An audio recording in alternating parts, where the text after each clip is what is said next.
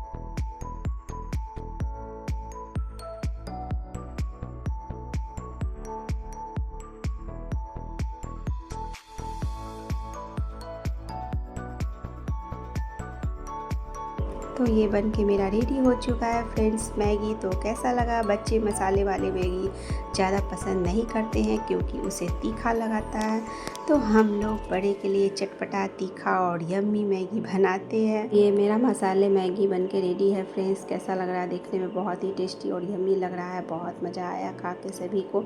तो अब मैं आप लोगों के सामने बच्चों के लिए मैगी शेयर कर रही हूँ, जो कि सिंपल और साधारण और 5-2 मिनट में बन के रेडी हो जाए मैगी।